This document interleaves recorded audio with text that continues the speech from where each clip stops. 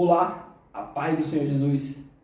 O título do nosso vídeo de hoje é uma pergunta provocativa para você. Qual o fim você está escrevendo para a parábola do filho pródigo? Acompanhe comigo aquilo que o Espírito Santo de Deus tem para falar ao seu coração. E eu quero iniciar esse vídeo de maneira diferente. Fiz uma pesquisa no Google com a seguinte frase: pai que matou o filho. É absurdo nós vermos a quantidade de notícias relacionadas a esse tema. Notícias recentes: filho que matou o pai com mata-leão, filho que matou o pai com martelo, filho que matou o pai a facadas. Então essas são algumas das notícias com esse tema que são produzidas, são noticiadas. Imagine os vários casos que acontecem pelo mundo, pelo Brasil, que não é noticiado. Então, são casos recorrentes na nossa atualidade. Infelizmente, é uma realidade de filhos matando seus pais. E por que eu estou trazendo esses dados, essas notícias para você? Porque foi esse o fim da história da parábola do filho pródigo. Aí você pode se perguntar, mas como assim, Cláudio? Eu nunca vi isso na Bíblia.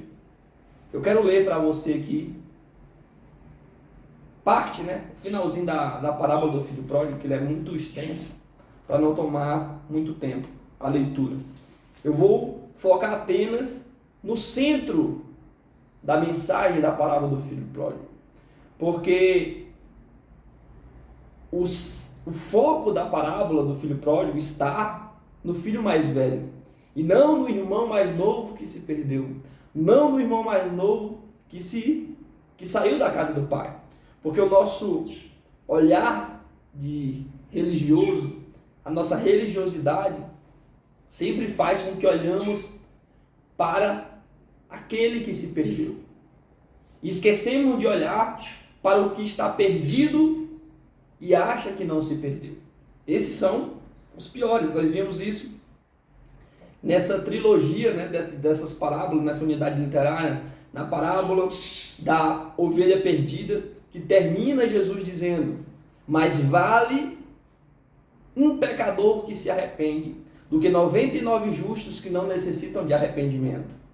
Ele termina a parábola da dracma perdida, falando que há alegria diante dos anjos de Deus por um pecador que se arrepende. E se essa parábola você não viu o vídeo, que foi o último produzido, assista lá. A revelação tremenda que o Espírito Santo de Deus nos direcionou a algo extraordinário dentro daquela parábola. E o foco justamente nesse que está perdido e acha que não está perdido. E aqui, com certeza, nesse vídeo não seria diferente. Como o Espírito Santo me conduziu nas duas anteriores parábolas, também nesse aqui, o foco, se nós formos analisar, está na parábola. A parábola do filho pródigo está em quem? No irmão mais velho. Se você for ver o início, no contexto em que está introduzido essas três parábolas, você vai ver que os fariseus, observando que diante de Jesus chegavam muitos pecadores, chegavam os cobradores de impostos, eles vão começar a murmurar, lá no versículo 2 do capítulo 15 de Lucas. Este recebe pecadores e come com eles. Então Jesus vai propor essas três parábolas, dando uma resposta à murmuração dos fariseus. Por que Jesus recebia os pecadores? Então essas parábolas estão sendo direcionadas aos fariseus. Isso você precisa ter em mente para você compreender o ensino dessas parábolas, que já foram dadas nos dois primeiros vídeos, sobre a ovelha perdida, a dracma, e hoje nós iremos falar sobre a parábola do filho pródigo. Vamos lá, ler o versículo 25 ao 32 do capítulo 15 de Lucas, que diz assim: o filho mais velho estava no campo, quando voltou e chegou perto de casa, ouviu a música e as danças. Chamando um dos criados, perguntou-lhe o que era aquilo.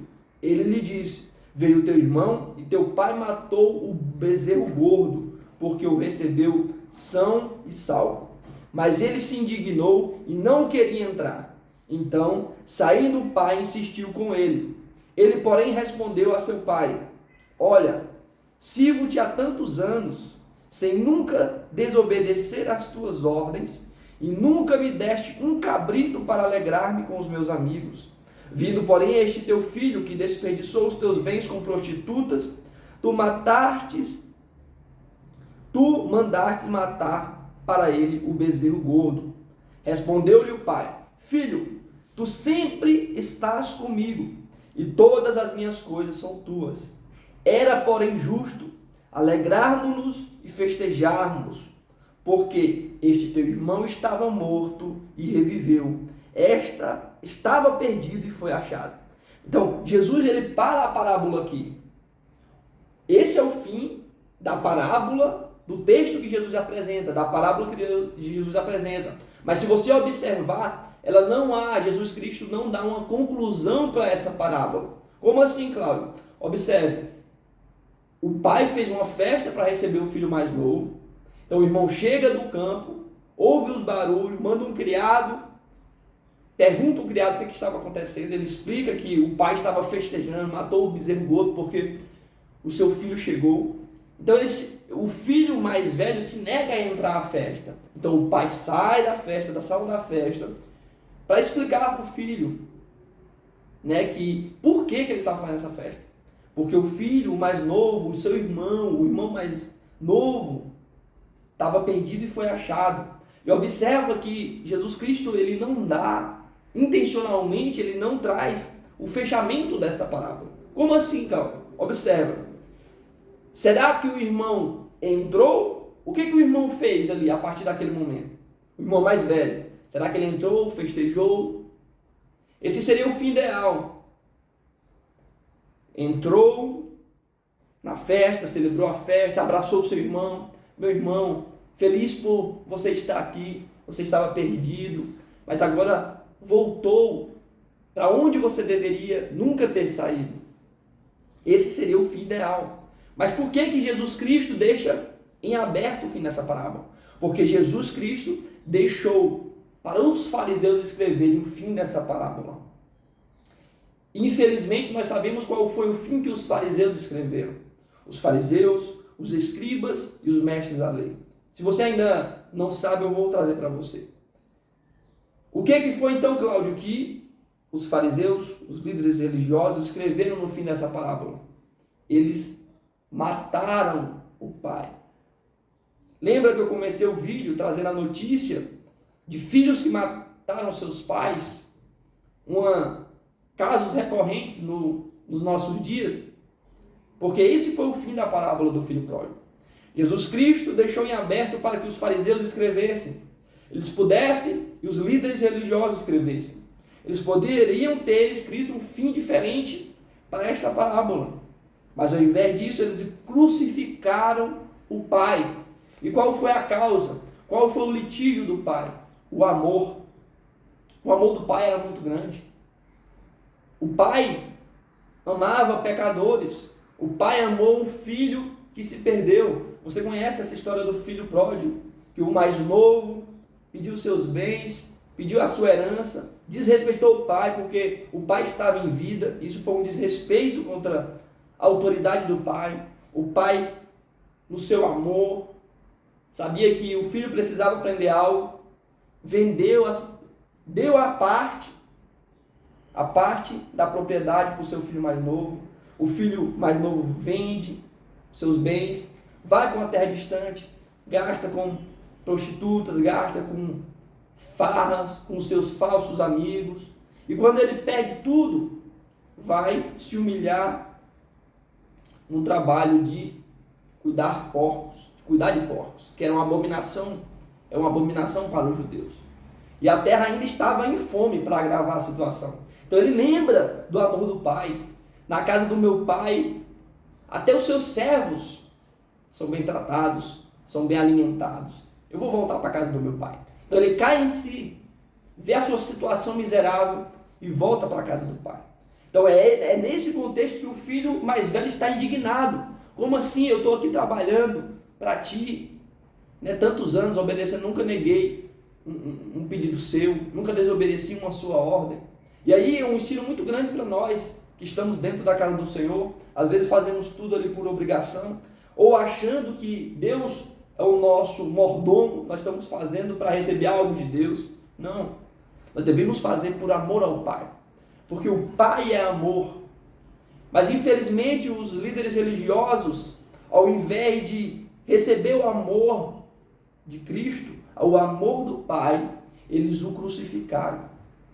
Essa foi a causa, esse foi o fim que os fariseus escreveram para a parábola do filho pródigo.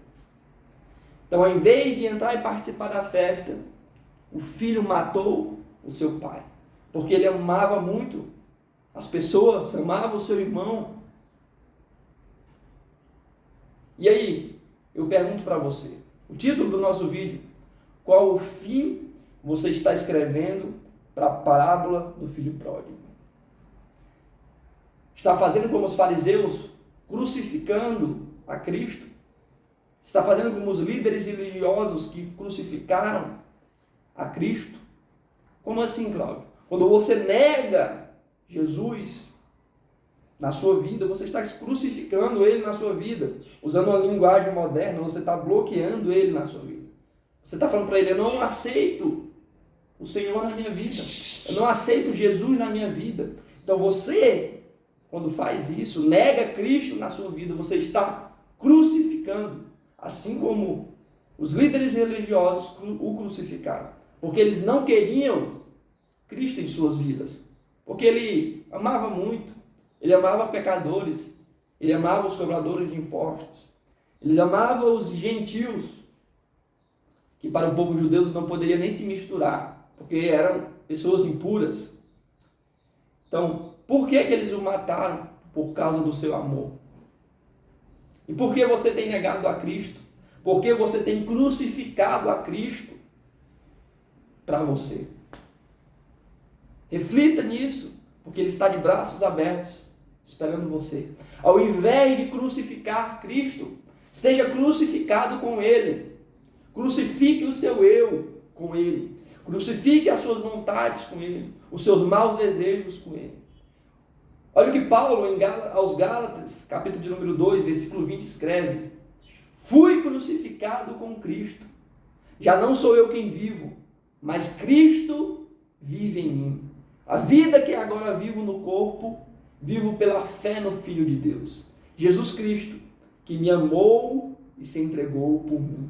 Então, ao invés de crucificar a Cristo, crucifique você a si mesmo nele, para viver uma nova vida em Cristo Jesus.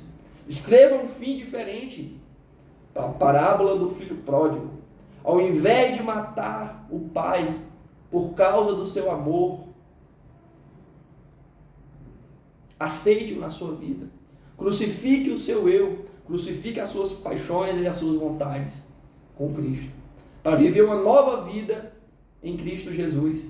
E aqui o interessante, indo no ensino desta parábola, que, como eu falei, foi direcionada aos fariseus, o foco da parábola do filho pródigo está no irmão mais velho, que não aceitou o amor do pai, que não aceitou o seu irmão de volta. Há uma condicionante, que quando nós aceitamos o amor do pai, esse amor nos inunda. Nós passamos a compartilhar dessa essência do amor de Deus. E esse amor reflete também por outras pessoas. Amar o seu próximo como a si mesmo.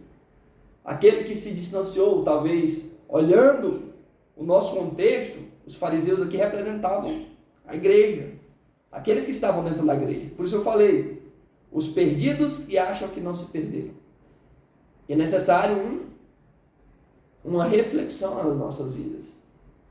Será que não estamos perdidos dentro da igreja, só focado em cumprir ordens, ao invés de usufruir do amor do Pai, de compartilhar do amor do Pai, de partilhar do amor do Pai com outras pessoas? Daqueles que se perderam, trazendo para a nossa realidade o mesmo que aconteceu aqui. Talvez aquela pessoa que se distanciou dos caminhos de Deus, né, fez coisas que não são agradáveis a Deus, volta para a casa de Deus. E Deus começa a o abençoar, porque ele teve um arrependimento verdadeiro no seu coração. Porque ele reconheceu as suas falhas. E Deus o começa a abençoar. E aqueles talvez que estão ali, cumprindo as suas ordens, indo para a igreja todos os dias, lendo a palavra todos os dias, jejuando 2 vezes por semana. Fala, como assim? Eu estou aqui, Deus, todos os dias na tua casa, fazendo o que o Senhor manda, e não sou abençoado como esse que se extraviou. Por quê? Começa a questionar a Deus. Ou seja, o foco está totalmente errado. O serviço está totalmente errado. Porque o servir na casa de Deus tem que ser por amor a Deus. Pelo amor que nos alcançou. Que se entregou por nós, como Paulo diz, na cruz do Calvário. Então esse amor que me alcançou primeiro. Então o que eu faço é por amor a Ele. Pelo amor que me alcançou primeiro. Tem que ser assim. Não por querer receber algo em troca, achando que Deus é um mordomo, que você vai fazer isso e Deus vai te dar bênçãos. Que a maioria que tem essa mentalidade está focada em bênçãos materiais. Infelizmente. Então não funciona assim. Escreva um fim diferente para a parábola do filho pródigo. Não seja como aqueles líderes religiosos que mataram o pai. Por quê? Porque o seu amor é muito grande. Porque ele amava pecadores. E ao invés disso, partilhe desse amor. Partilhe desse amor com aqueles que se perderam. Olhe, autoanálise, faça uma autoanálise de si mesmo. Nós devemos fazer constantemente essa autoanálise. Será que não estamos servindo unicamente por externamente, mas interiormente nós estamos querendo fazer outras coisas? Estamos fazendo de má vontade. Ezequiel escreve no seu livro que o povo confessa com os lábios, mas o seu coração está longe de quem? De Deus. Então, não basta atitudes externas. É preciso internamente estarmos de todo o nosso coração, de todo o nosso ser, fazendo a vontade de Deus. Então, mais uma vez eu repito, escreva um fim diferente para a parábola do filho pródigo. Que a graça e o amor de nosso Salvador Jesus Cristo esteja na minha e na sua vida. Amém.